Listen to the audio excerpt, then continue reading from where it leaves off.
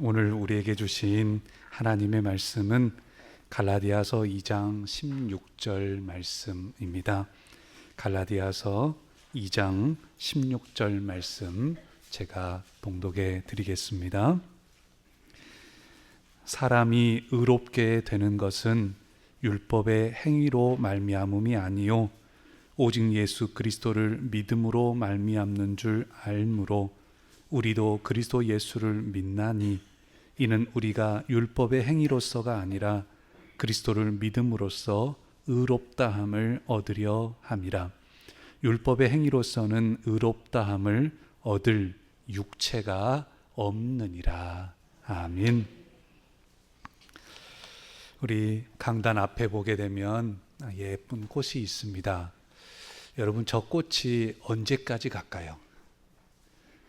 알 수 없지만 아마 저 꽃이 내년까지 가지는 않을 것 같아요. 그러죠? 그 꽃도 물론 땅에 심었다가 내년에 또다시 꽃을 볼 수는 있지만 이 꽃이 내년까지 가지는 않을 겁니다. 모든 만물이 시작이 있으면 끝이 있습니다. 그렇죠? 저와 여러분들도 이미 어찌됐든 시작은 했고 분명 끝은 있을 겁니다. 끝이 있을 거다라고 하는 것을 여러분 인정하시죠? 그러죠? 그 부분은 만물을 보면서 교회 옆에 무성했던 또 이 나무들, 그 나무들이 이제는 잎을 떨구고 있고 그러며 겨울을 또 준비하고 있는 모습을 보게 되며 우리도 시작이 있으면 끝이 있을 것을 보게 됩니다. 여러분, 그러면 제가 여러분들에게 인간의 본질적인 질문을 한 가지 드리려고 합니다. 그러면 우리에게도 끝이 있을 건데 그러면 우리는 죽으면 어떻게 될까라고 하는 겁니다. 우리는 죽으면 어떻게 될까? 말 그대로 우리는 죽으면 그냥 끝인가? 그냥 그걸로 그냥 아무것도 없는가? 성경에서는 끝이 아니라고 분명히 말씀하고 있습니다. 여러분, 그러면 우리는 어떻게 하면 구원을 얻을 수 있겠습니까? 세계적으로 이 땅에 여러 종교들이 있습니다. 예를 들면 힌두교 같은 경우에서는 힌두교에서의 구원은 본인들이 금욕적인 행위를 통해서 고행을 하고, 그러니까 아주 힘든 행동을 하고 단식을 하거나 또한 때로는 고통스러운 자세를 유지하거나 또한 육체의 금욕을 통해 가지고 본인들이 구원에 이른다라고 보고 있습니다. 또한 불교에서는 금욕적인 삶으로 해탈에 이르는 그한 길이 될 수도 있고 또 석가모니 같은 경우는 쾌락이나 고행을 모두 벗어나서 중도의 가르침을 통해서 그 해탈에 이른다라고도 말을 합니다. 여러분, 그러면 성경에서는 뭐라고 말씀을 할까요? 사실 저희들이 지금 종교개혁의 5대 정신 가운데 오늘 세 번째 시간을 함께 나누는데요. 중세 가톨릭 교회에서는 어떻게 하면 구원을 받을 것인가 라고 말할 때에 크게는 두 가지를 말을 했습니다. 하나는 행위입니다. 행위를 통해서 또 이 행위는 공덕이라고 하는 공덕설이라고 하는 이론을 갖고 있습니다. 그래서 공이 많고 공덕이 많으면 그 행동으로 구원에 이른다, 이런 생각들을 가지고 있었고 또 그리고 중세 가톨릭 교회에서는 성례전을 통해 가지고 7성례를 통해서 그 성례전으로 구원에 이른다. 이러다 보니까 이제 다음 주에도 나누겠지만 그 성례전은 필수적으로 사제들을 둘 수밖에 없었고 사제들의 역할이 더 부각되는 그런 측면으로 가게 되었습니다. 중세 가톨릭 교회는 그 행동과 즉 행위와 공로와 그리고 성례전을 통해서 구원에 이른다라고 하다 보니까 그것이 나중에 가면 갈수록 어떻게 변화가 되었냐면요. 그것이 나중에는 물질로 연결이 되어졌다라고 하는 겁니다. 성 베드로 성당 건축 자금을 마련하기 위해서 면죄부를 판매하기까지 했고, 또 이제 14세기부터 11세기부터 14세기까지 십자군 전쟁이라고 하는, 예루살렘을 탈환하겠다라고 하는 그런 십자군 전쟁을 할 때에도 수많은 그 전쟁 자금을 그런 식으로 끌어모으기도 했다는 겁니다. 그러면서 사실 하나님의 말씀을 벗어나 버리고 하나님의 말씀이 아니라 교회의 전통과 교회의 그 회의에서 결정한 것이 하나님의 말씀보다 더 앞서게 되면서, 그러면서 그 신앙이 하나님이 기뻐하시는 모습으로 가지 아니했다라고 하는 겁니다. 오늘은 종교개혁 5대 정신 가운데 세 번째로 오직 믿음이라는 제목으로 말씀을 나누고자 합니다. 오늘 말씀 16절에 보게 되면 사람이 의롭게 되는 것은 율법의 행위로 말미암음이 아니요 행위로서는 의롭다함을 얻을 육체가 없느니라라고 분명히 말씀해 주고 계십니다. 사실 이렇게 성경은 말씀해 주시는데도요, 여러분들 중에 그렇게 생각하시는 분들이 있어요. 어떤 마음이 있냐면요, 아니 그래도 영생을 믿으려면 선한 일 많이 해야지, 그래도 예수님 믿고 그래도 구원을 얻으려면 그래도 힘든 일도 잘 참고 이겨내야지, 혹은 그래도 구원을 받으려고 한다면 여러 가지 많은 공덕을 쌓아야지, 이런 마음들을 우리가 생각하는 경우들이 마음 밑바닥부터 그런 마음들이 종종 있습니다. 여러분 생각에는 어떠신가요? 힘든 고행을 하고 또한 선행을 많이 하고 또 여러 과정들을 수행을 많이 거치면 그것이 구원의 합리적입니까? 아니면 합리적이 아닙니까? 아마 이 대답이 좀 어려울 겁니다. 여러분들에게 이제 그렇게 질문 한번 드려볼게요. 예를 들면 어떤 사람이 한 대에 수천억 원씩 하는 아주 비싼 스텔스 전투기, 수천억 원씩 하는 그 전투기를 우리에게, 여러분들에게, 누구에게 주신다고 했을 때에 여러분이 아니 그걸 어떻게 우리가 그냥 받냐고, 그냥 받을 수 있겠냐고, 그러면서 한 2만 원 정도 든다고 한 2만 원 정도 주면은 여러분 그게 어떻겠습니까? 수천억 원 되는 어쩌면 값으로 헤아릴 수 없을 만한 귀한 것을 주는데, 그것을 내가 단돈 2만 원으로 사겠다고 그러면 그 주는 분한테 그 받는 사람이 예의가 있는 겁니까? 없는 겁니까? 예의가 없죠. 그 귀한 것을 주는데 그냥 가만 말 수 없다고 제가 한 2만 원 드리겠다고, 여러분 그러면 어떻겠습니까? 오늘 우리가 50년을 수행을 하든 100년을 살면서 선행을 했던 어떤 공로를 했든지 간에 여러분 그것은 우리의 영원한 삶에는, 영원한 구원에는 비교할 수 없이 초라한 것입니다. 우리가 별것을 다 한다라고 해도, 아무도 못하는 것을 내가 다 해서 하나님 앞에 드린다라고 해도 그것은 하나님 앞에 너무나 초라하고 작은 것일 뿐입니다. 근데 우리는 그것을 합리적으로 생각하는 경우들이 간혹 있다는 겁니다. 에베소서 2장 8절에서는 그래서 그 구원에 대한 부분을 한마디로, 두 자로, 한 단어로 말합니다. 여러분 뭘지 한번 맞춰보세요. 너희는 그 은혜에 의하여 믿음으로 말미암아 구원을 받았으니 이것은 너희에게서 난 것이 아니요 하나님의 땡땡이라 라고 말씀합니다. 선물입니다. 잘하시네요. 하나님의 선물이라고.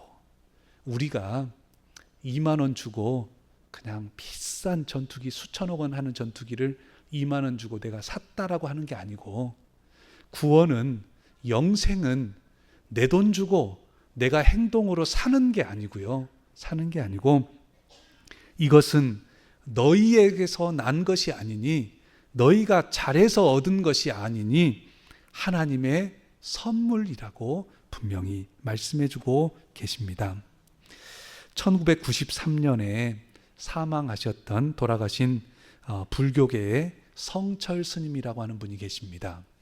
불교계에서는 돌아가셨다라고 하는 그 귀한 분들이, 스님들이 돌아가시면 열반에 이르렀다, 이런 표현을 씁니다.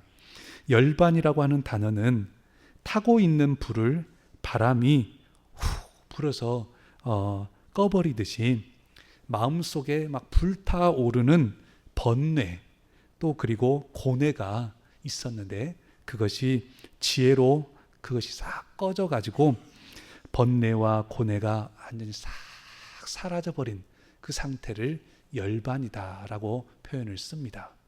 근데 이 성철 스님은 열반에 이르렀다 보통 말을 합니다. 근데 이 성철 스님이 돌아가시면서 열반송이라고 하는 글들을 좀 남겼어요. 근데 그 글에 보면 이런 내용이 있습니다. 일생 동안 남녀의 무리를 속여, 본인이 가르치고 모든 걸 했던 것이 일생 동안 남녀의 무리를 속였다는 겁니다. 하늘에 넘치는 죄업이 수미산을 넘는구나. 하늘에 넘치는 죄업이, 죄가 얼마나 컸던지 불교계에서 가장 큰 산이라고 하는 그 산 중에 하나인 수미산을, 죄가 얼마나 컸던지 그 산을 넘더라는 겁니다. 산채로 아비지옥에 떨어져 그 한이 만 갈래나 되는데 한 수레바퀴 불금을 내뿜으며 푸른 산에 걸렸도다 라고 그렇게 말하고 있습니다. 여러분, 물론 이 성철 스님의 열반송에 대해서 여러 해석들이 있습니다. 지나치게 또 기독교에서 부정적으로만 말하는 부분들도 물론 있습니다. 물론 여러 가지 해석들은 있지만 한 가지 명확한 것은 뭐냐면요, 이 성철 스님은 살아계신 동안에 익히지 않은 음식을 하루에 한 끼만 드셨다는 겁니다. 그냥 생식으로 조금씩만 하루에 한 끼만 먹었고, 그리고 눕지도 않고 또한 잠도 안 자는 장좌불화를 하면서 그 고행을 하셨던 분입니다. 근데 그렇게 고행을 하고 덕을 많이 쌓고 귀한 모습들을, 삶의 모범을 보여주셨는데, 그런데도 그분이 마지막 가는 그 길에서 본인이 그 지은 죄가 크고 그 지은 죄로 해결할 수 없다라는 겁니다. 구원에 대한 부분들을 그 삶의 모든 것으로는 해결이 안 되더라라고 하는 해석은 명확합니다. 사랑하는 성도 여러분, 오늘 저와 여러분에게도 마찬가지입니다. 율법의 행위로서는 의롭다함을 얻을 육체는 없습니다. 모세도요, 엘리야도요, 노아도요, 다윗도요, 그 어떤 사람도요, 사도 바울은 본인이 죄인 중에 최고 우두머리 죄인이라고까지 말을 할 정도입니다. 하지만 사도 바울이 본인은 죄인 중에 괴수라고 말을 하면서도 죄가 더한 곳에 은혜가 더하더라라고 말합니다. 좀 이해가 안 되죠. 죄가 많은 곳에 은혜가 많다, 이 말이 뭐냐면요, 내가 죄가 많은 사람인데 예수님과 함께 했더니 그 죄를 예수님이 다 씻어주시니 내가 죄를 이만큼 지었을 때는 이만큼 은혜가 있었는데 죄를 이렇게 큰 죄를 지었는데 그 죄도 다 용서해 주시니 은혜도 이렇게 크더라라고 하면서 죄가 더한 곳에 은혜도 더하더라라고 말씀을 할 정도였습니다. 사랑하는 성도 여러분, 우리가 구원을 받는 것은 우리가 모은 돈으로, 우리가 모은 행동으로, 선행으로, 고행으로, 수행으로 그것으로 구원을 받는 게 아닙니다. 결단코 그걸로는 구원을 받을 수 없다고 성경 말씀은 말씀해주고 계십니다. 여러분, 그러면 우리는 어떻게 구원을 받을 수 있겠습니까? 오늘 16절 말씀에 보게 되면 율법의 행위로 말미암음이 아니요 오직 예수 그리스도를 믿음으로 말미암은 줄을 알므로. 오직 누구를요? 오직 예수를, 그리스도를 믿음으로, 그 주님을 믿음으로 우리가 구원을 받는다는 겁니다. 여러분, 이것이 너무나도 중요합니다. 믿음으로 구원을 받게 되는 것이 오늘 말씀의 아주 핵심입니다. 로마서 1장 17절 말씀에 오직 의인은 믿음으로 말미암아 살리라 라고 말씀합니다. 믿음으로 우리가 다른 걸로 사는 게 아니고요. 무엇으로요? 믿음으로, 오직 믿음으로 살게 됩니다. 또한 에베소서 3장 17절 말씀을 보게 되면 믿음으로 말미암아 그리스도께서 너희 마음에 계시게 하시고 라고 하면서 믿음을 가지고 살아갔더니 예수님이 어디에 계셔요? 우리 마음에 계시더라는 겁니다. 그 주님이 우리의 마음에 계시고 그러기에 놀랍도록 귀한 은혜들이 나타나기 시작하게 됩니다. 예수님 십자가 지실 때에 예수님 곁에 못 박혔던 사람이, 함께 못 박혔던 사람들이 몇 사람 있었습니까?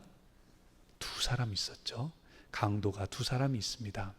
그 강도 2사람이 있는데 그 강도 2사람은 2사람 중에 한 사람은요, 이런 말씀을 들었습니다. 이런 말을 했습니다. 누가복음 23장 42절에 보니까 예수여 당신의 나라에 임하실 때에 나를 기억하소서. 예수님, 예수라고 하는 이름의 뜻은 자기 백성을 죄에서 구원할 자라고 하는 뜻입니다. 그 뜻을 그 당시 사람들도 알고 있습니다. 그러니까 자기 백성을 죄에서 구원할 자이시여 당신의 나라에 임하실 때 나를 기억해 주세요. 이 말이 뭡니까? 자기 백성을 죄에서 구원하실 메시아이신 예수님, 예수님의 나라에 임하실 때 그때 나를 좀 구원해 주세요. 이렇게 고백한 겁니다.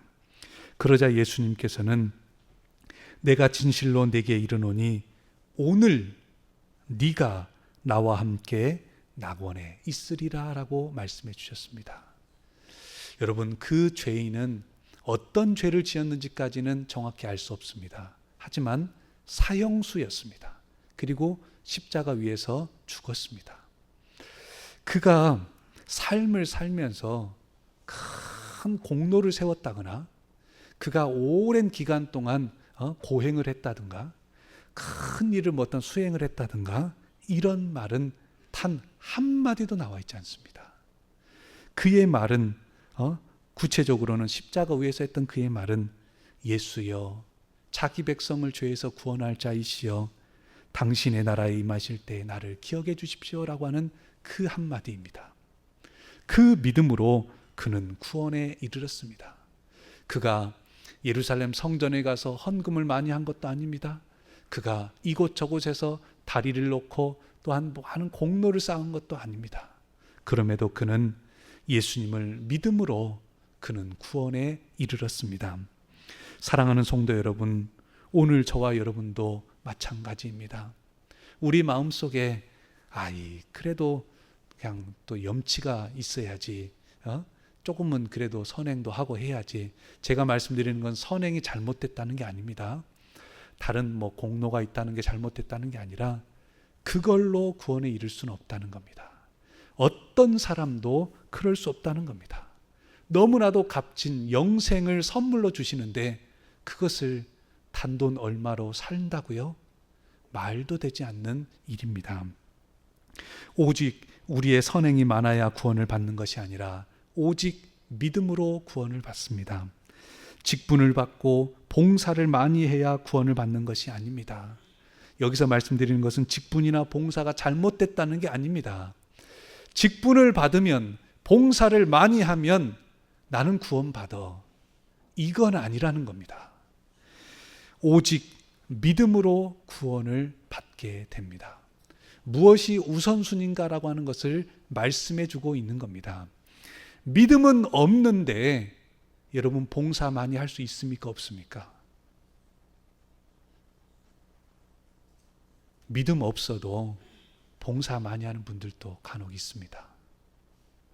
믿음 없어도 이 땅에 선행을 많이 하는 분들도 많이 있습니다. 그러죠? 착하고 다른 이들 구제하고 돕는 이들도 많이 있습니다.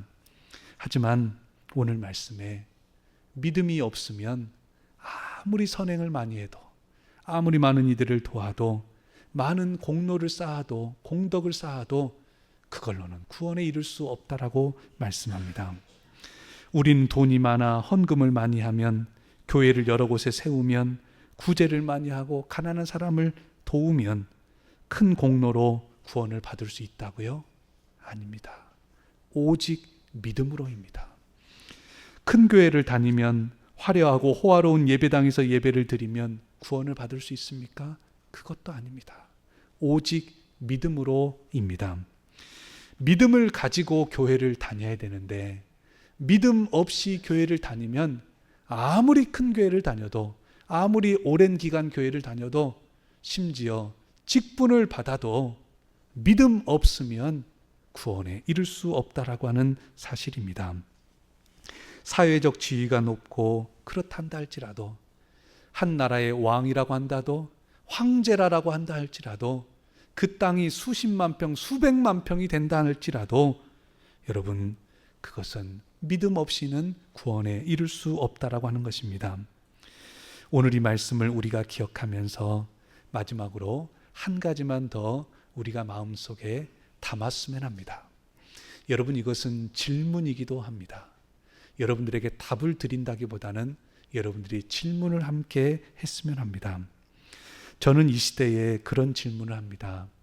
이 시대를 살아가면서 진정한 믿음은 뭘까? 그러면 그 질문을 하게 됩니다. 왜냐하면 이 땅에 믿음의 수많은 형태들이 나타나고 있어요. 어떤 이들은, 이단들도 자기들은 믿음이 좋다라고 말을 하는 이들도 있습니다. 자기중심적으로, 또 그리고 개교회적으로만 움직여가는 교회들도 있습니다. 우리나라에는 또 믿음의 모습들이 때로는 너무나 극단적으로, 왼편적으로, 정치적인 스펙트럼을 보자면 좌익 쪽으로 가 있는 분들도 있습니다. 또 어떤 경우는 아주 극단적으로 우익으로, 아주 오른쪽으로 가 있는 분들도 있습니다. 하지만 여러분, 진정한 믿음은 여러분 무엇일까요? 진정한 믿음은 여러분 무엇일까요? 여러분들에게 그 다른 그 어떤 것보다도 진정한 믿음이다라고 했을 때에 중요한 것은 크게는 두 가지만 한번 살펴봤으면 합니다. 하나는 뭐냐면요, 믿음의 대상입니다. 진정한 믿음이라고 하는 것은 교주가 있는데, 혹은 어떤 절대적인 어떤 어떤 목사님이 될 수도 있고 어떤 존재가 있는데, 그 절대적인 그런 한 사람을 놓고 따른다라고 한다면 그것은 온전한 믿음이 아닙니다. 오직 성경, 오직 그리스도, 오직 믿음입니다. 그러기에 오직 은혜를 믿고 오직 하나님께 영광을 돌리는 것이 진정한 믿음입니다. 그래서 믿음의 대상이 중요하고요. 그리고 두 번째로는 믿음에 대한 반응도 중요합니다. 귀신들도 하나님이 한 분이신 줄은 알고 떠든다라고 했습니다. 귀신들도 알아요. 알 건 안다는 겁니다. 그런데 중요한 것은 그 알고 떠드는 게 아니라, 믿음은 행함이 있는 믿음으로 나아가는 것입니다. 야고보서 2장 17절로 18절에 보면 이같이 행함이 없는 믿음은 그 자체가 뭐라고요? 죽은 것이라고 말씀합니다. 어떤 사람은 말하기를 너는 믿음이 있고 나는 행함이 있으니 행함이 없는 내 믿음을 내게 보이라. 나는 행함으로 내 믿음을 네게 보이리라 라고 말씀합니다. 믿음은 있다라고 하면서 행함이 없어요. 그러면 그것은 잘못된 거죠. 오늘 비가 올 것을 확실히 믿어요. 그러면서 아침에 우산을 들고 나가야 될 거 아니겠습니까? 근데 믿지 않아요. 그러면 안 들고 나가는 겁니다. 물론 실수로 안 들고 나가는 경우도 있겠지만, 이 말씀 가운데 우리가 진정한 믿음은 무엇일까? 이 시대에 그 질문도 한 번쯤은 여러분들이 던져 보았으면 합니다. 말씀을 맺고자 합니다. 사랑하는 성도 여러분, 저와 여러분 오늘 이 말씀 나누면서 앞에 있는 꽃은 내년까지 갈 수 있을까요? 없을까요?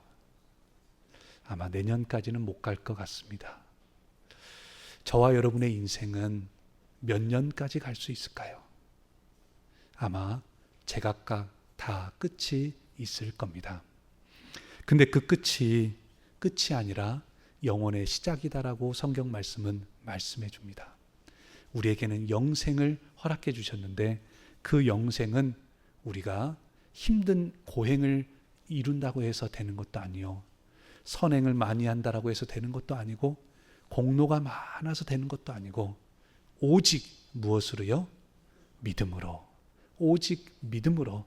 오직 믿음으로 선행도 하고, 오직 믿음으로 구제도 하고, 오직 믿음으로 예배도 드리고, 오직 믿음으로 또한 선행도 하고 공로를 쌓고, 그렇게 돼야지 다른 것이 먼저 되어서는 안 되는 것을 기억하고 오직 믿음으로 하나님의 영광이 저와 여러분 가운데 함께 하시기를 간절히 소망합니다. 기도하시겠습니다.